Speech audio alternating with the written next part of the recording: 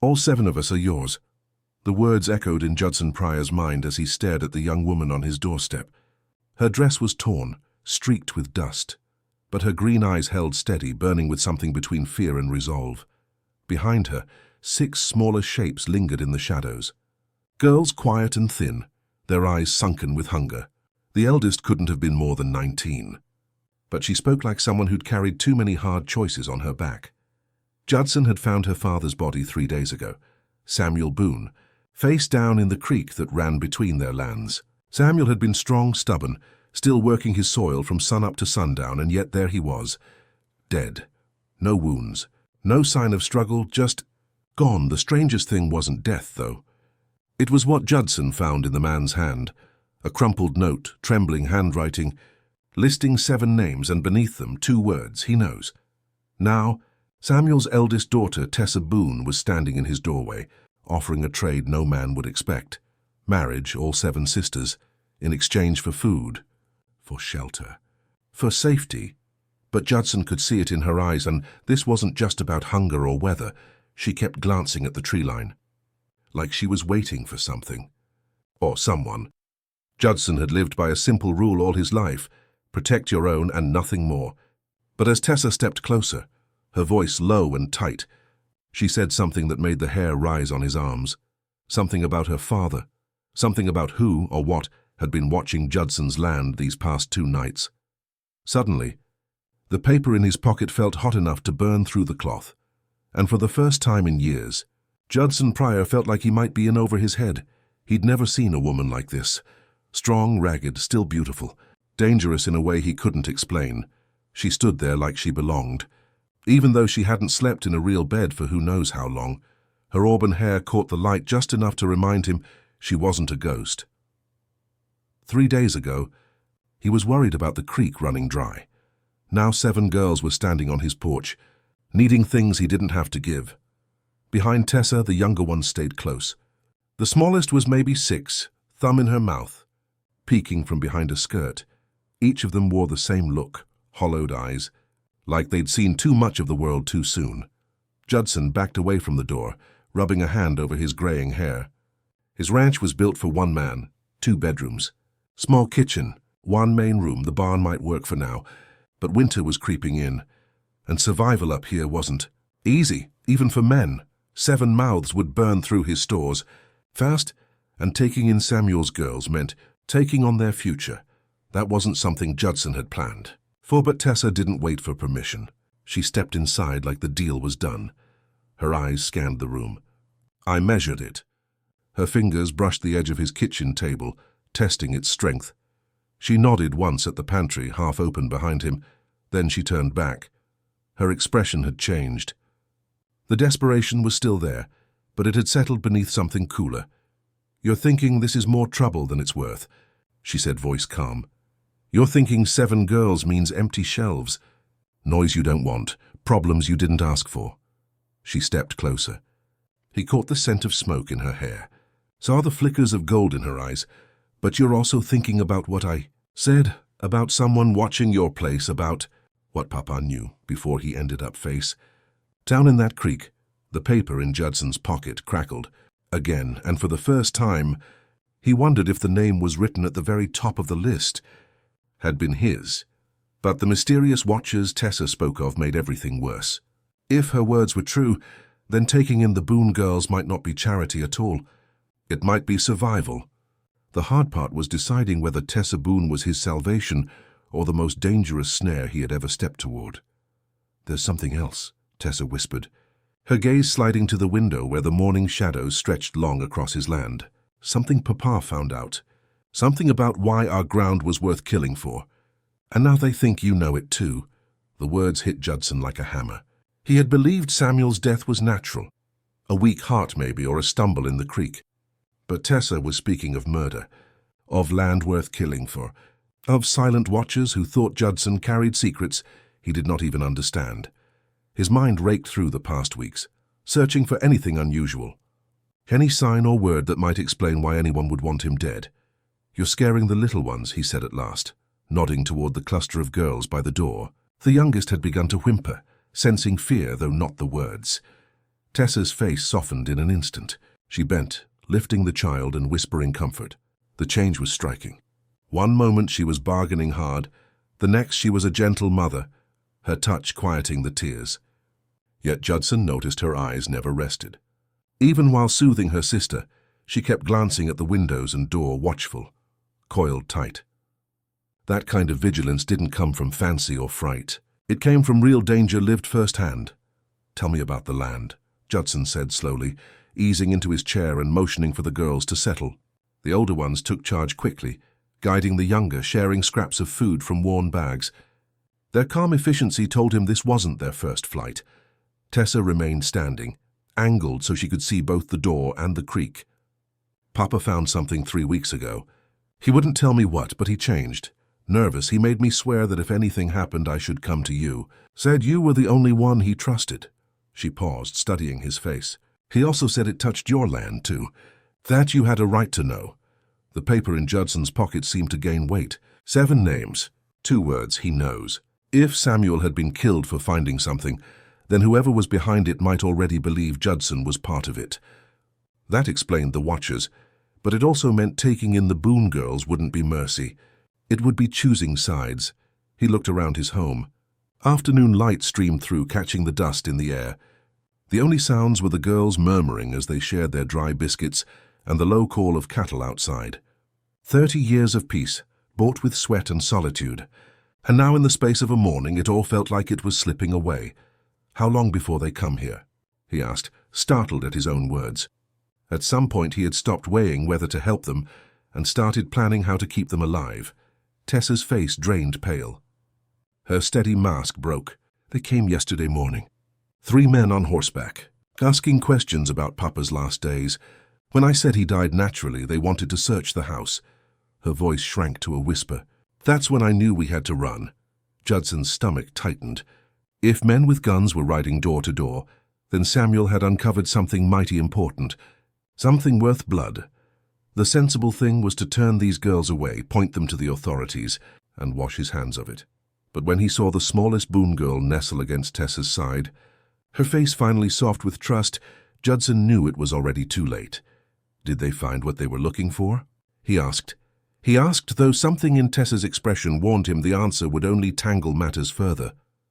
"No," she said, slipping a hand into the folds of her torn dress, "because Papa gave it to me the night before he died."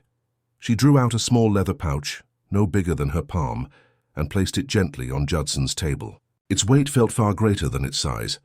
When she loosened the drawstring, the contents flashed in the afternoon sun like trapped fire. Gold. Not flakes or rough nuggets, but shaped pieces made by careful hands. Judson had seen plenty of raw gold brought through town, but this was different. Coins from distant places, bits of jewelry, small ingots that spoke of mines long established and fortunes already measured. This was the kind of wealth that bought land, politicians, even silence. "Papa found this buried near the old oak by the creek," Tessa said, her fingers hovering close over the treasure. "But that ain't the important part. What matters is what else he dug up alongside it."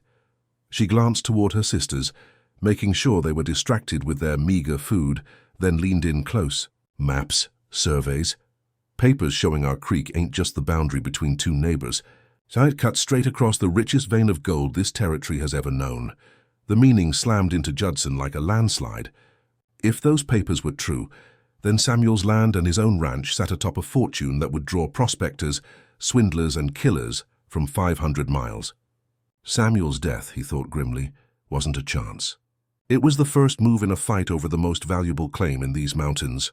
"The men who came yesterday," Judson said slowly, his mind racing. "So did you know any of them?" Tessa gave a sharp nod. "The leader was Marcus Finn. He runs the Territorial Land Office." She paused, letting the weight of the name settle. "Which means this ain't only about gold. It's about who holds the paper that says they can take it." As if their words had summoned him, the sound of hooves rolled through the valley, louder, closer, steady. 3 horses, not rushing but coming fast enough. Judson's hand moved without thought toward the rifle above his fireplace, but Tessa caught his wrist. Her grip was firm, stronger than he expected. A spark ran through him at her touch.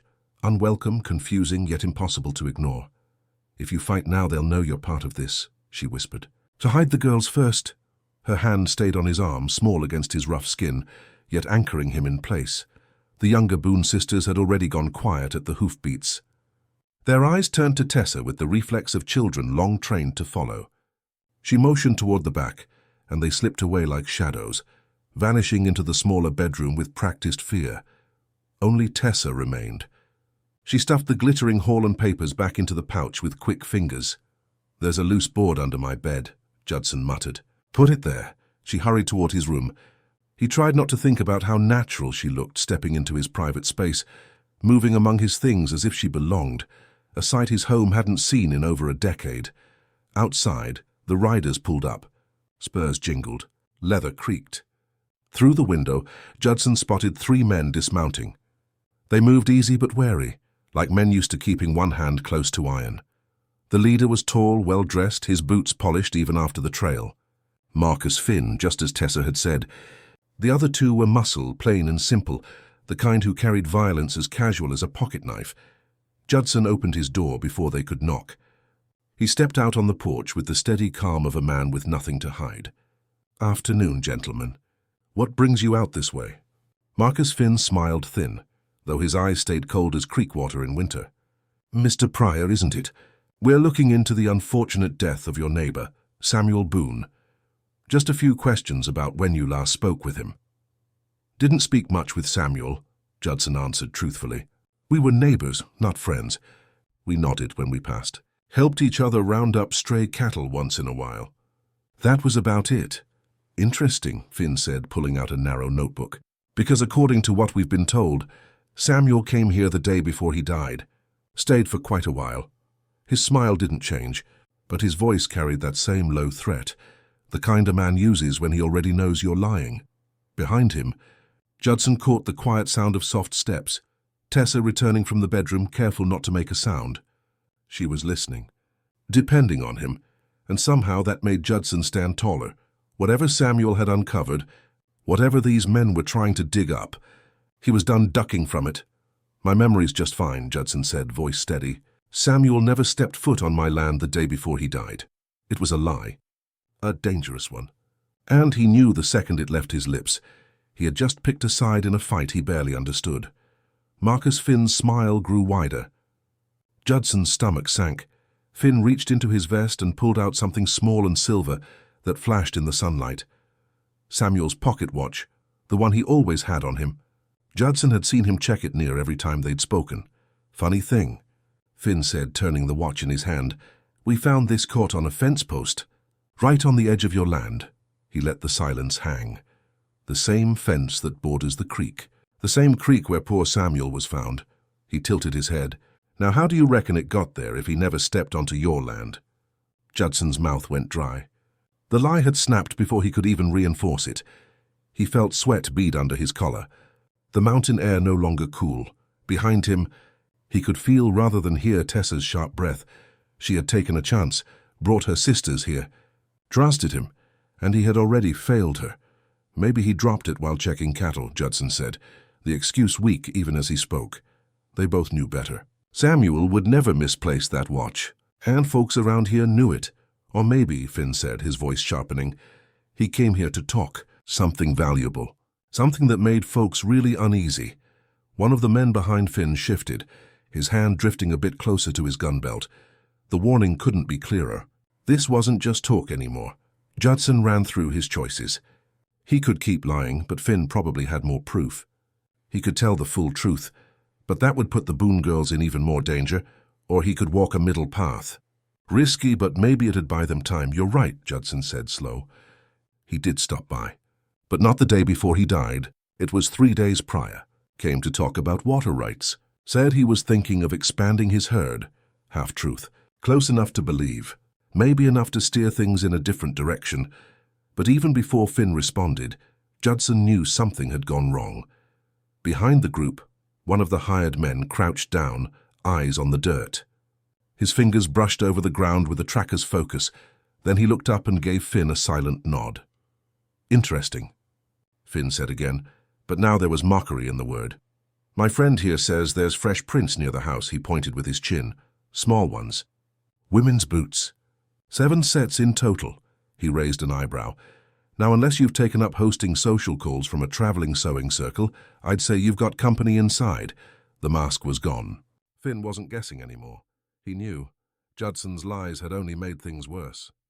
Finn stepped forward, slow but sure, aiming for the front door. Judson stepped in his way, planting his boots wide. What happened next would decide everything. The porch went quiet. Not a word, not a sound, just 3 men staring each other down. Judson watched Finn's eyes. The man was thinking, calculating. Was it worth forcing his way past a stubborn rancher on his own porch? On either side of him, the 2 hired men moved in, hands resting near their pistols. But Judson could see it. They weren't eager to be the first to draw. Out this far from town, gunshots echoed for miles, and dead men came with questions best left unanswered. Questions that even territorial officials couldn't always afford to answer. "I'm not looking for trouble, Prior," Finn said, tone softening like he meant to sound reasonable. "Just want to ask the Boon girls a few questions about their father's last days. Surely you can understand that." "I understand children who just lost their pa deserve to grieve without strangers showing up with guns," Judson replied, still planted in the doorway. "And I understand folks like you tend to frighten girls more than help them." The door creaked open behind him. Tessa stepped out onto the porch, standing beside him now, shoulder brushing his arm. Judson's heart thudded once, sharp and deep. She had changed out of her torn dress, found something in his closet, probably. A simple blue one, and it brought out the green in her eyes like spring grass after rain. Despite everything, it pulled his thoughts away for just a second. "You can ask your questions from there," Tessa said firmly, her voice calm but alert.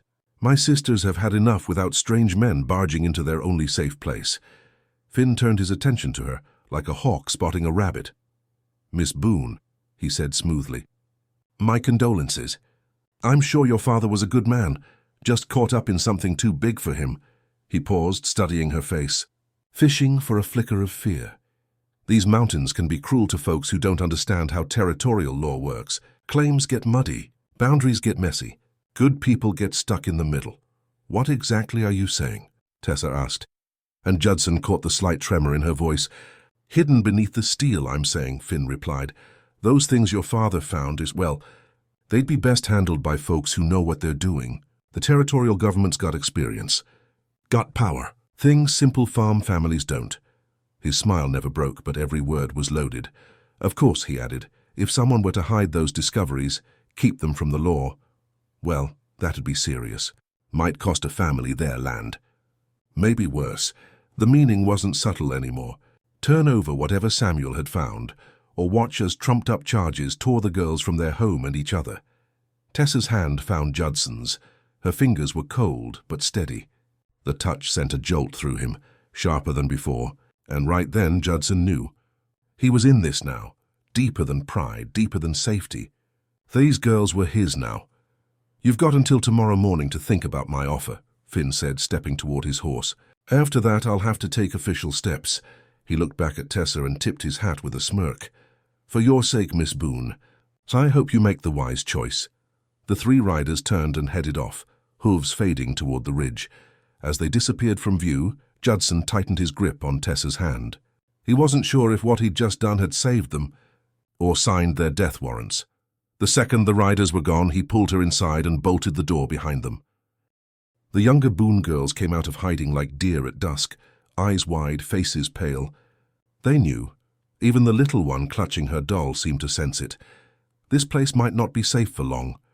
"We have to run," Tessa said, already halfway to the bedroom. "Tonight, before they return with more men, we can make it to the territorial capital. File claims. Get federal protection." But Judson reached for her arm and stopped her, spinning her gently to face him. The moment their eyes met, that same electricity passed through him again, only stronger now, and this time he didn't try to shake it off. Looking into her green eyes, he realized something clear and terrible. Losing this woman would be worse than losing his land, his name, or even his life. Somewhere between this morning's proposal and this afternoon's danger, Tessa Boon had become something he couldn't walk away from. "Running won't stop this," he said, voice low but sure. "Finn's got men, money, the law too. He'll track you down inside a week. And next time, he won't be asking." His hands moved up, slow, until they framed her face. His thumb brushed across her cheek. "But there's another way," he said softly. "One that sticks." Tessa's breath caught, and for a second the hunted girl vanished. In her place stood a woman who knew exactly what he meant. "You mean marriage?" she whispered. "A real one. Not just for safety. I mean making you and your sisters legally mine," Judson said, voice thick with feeling he hadn't expected to find in himself again. "Finn can't threaten my wife or my children. He can't take land that belongs to my family," Judson said, voice steady. He paused, eyes searching Tessa's face for fear or regret. "But it has to be real," he added. "Not just papers or protection. I won't marry a woman out of pity or fear, not unless she chooses it with her whole heart." Silence followed. Thick, heavy silence. Around them, the younger girls watched closely, like they knew this wasn't just talk. Their lives were hanging on every word. Outside, the sun was starting to dip low. The air was shifting. Somewhere out there, Marcus Finn was getting ready for tomorrow. Then Tessa stepped in close enough he could feel her breath. Her hands rose and came to rest on his shoulders, and when she looked up, there was no fear in her eyes. "No desperation? What about love?" she asked quietly. "What happens when protection isn't enough anymore?" Judson's heart kicked in his chest. She wasn't turning him down, she was asking for more. "Then we'll figure it out together," he said softly, lowering his head until their foreheads touched. "But first," he whispered, "we have to survive tomorrow. And I need you to trust me." Before she could speak again, they heard it. Hooves in the distance. Not 3 this time. At least 6, maybe more. Judson moved fast to the window, counting figures cutting across the land. Riders, armed, forming a wide arc around his place. But something was different. The man in front, he wasn't. Finn Judson's eyes narrowed. That was Sheriff William Hayes, wearing his badge clear on his chest, and the last of the sunlight caught its shine like a signal. "Stay here," Judson said, though Tessa was already beside him. Her grip on his arm was strong. The sheriff dismounted, boots hitting the dirt with purpose. "Judson Prior," he called, his voice firm and clean. "Real law, not threats. I need a word with you. It's about Marcus Finn, and some irregularities in territorial land records." "That's all right?" Judson opened the door, heart pounding for the first time in relief. Behind the sheriff, 2 men wore U.S. Marshal stars. The rest were proper deputies. No mercenaries, no hired muscle. "Sheriff Hayes," Judson said. "Didn't expect you out this far." "Got a wire yesterday," Hayes said, stepping inside, removing his hat. His eyes swept the room, taking in Tessa, the young girls, and the air of quiet fear that hung over them. "The governor's office received some troubling reports," the sheriff continued. "Land seizures, deaths that didn't add up." Finn's name kept coming up. Tessa stepped forward, her back straight, her voice calm but strong. "I'm Tessa Boon," she said. "My father passed away 3 days ago. Since then, Marcus Finn's been pressuring us to hand over something he believes we're hiding. He's using his position to scare us." Hayes nodded. "That matches what we've heard. Finn's been using his job to scout out gold, then threaten landowners off their claims. Quiet threats, sometimes not so quiet. We've got 4 complaints and 2 open deaths tied to him." He turned back to Judson. "The good news is he's suspended. The bad news is he knows it, and he might make a desperate play." As if on cue, the sound of one lone rider reached them. All heads turned toward the window. A single horse. One man, and it was Marcus Finn. He was riding hard. His jacket flapping behind him, hat gone, face red with fury. Judson didn't need to guess. The man had realized the game was over. And now he was coming for the last thing he thought he still had a claim on. "The fool's alone," Hayes muttered, his hand drifting toward his holster. Desperate men do stupid things, but Judson was no longer thinking about gold, or politics, or even law. He looked at Tessa. She had turned to face him, eyes wide not with fear but with realization. "You knew," she whispered. "You sent for help." "I did," Judson said, nodding. "After I found your father, I wired Hayes, told him something didn't sit right. Couldn't prove it then, but I knew Samuel didn't die by accident." She looked stunned, and not by what he'd done, but by the quiet certainty of it. Judson reached for her hands, pulled her close, and didn't care who else was watching. "I wasn't ever going to let anyone harm you," he said. "Not you, not your sisters, not now?" "Not ever." Outside, Marcus Finn's voice rang out, shouting threats, calling names, but it felt far away now, like a storm passing beyond the ridge. Tessa leaned in close, rising up on her toes. Her breath was warm against Judson's ear. as she whispered the words that would change both their lives forever. All 7 of us are yours, Judson Prior, if you'll have us. 3 months later, the Prior ranch sounded different. Laughter, chores being called out, books being read aloud, controlled chaos, the kind only a big family can make. Sheriff Hayes had taken Marcus Finn into custody without a shot fired. The investigation cleared the Boon family of any wrongdoing. And the gold, well, that changed everything. They had more than enough now, but Judson knew the real treasure hadn't come from under the dirt. It had walked up to his front door in a torn dress, carrying 6 frightened girls and a heart full of courage. Now, as he watched Tessa teaching the littlest ones to read, while the older girls tended chickens and carried buckets, he understood what he'd really been given. Not just a wife, not just a family, but purpose. If you enjoyed this tale of courage, grit, and unexpected love on the frontier, tap the video on your screen now to watch another unforgettable story, where honor and destiny cross paths in ways you never see coming. And if you'd like to help us keep telling stories like these, don't forget to subscribe and consider sending a super chat. Your support means the world to us.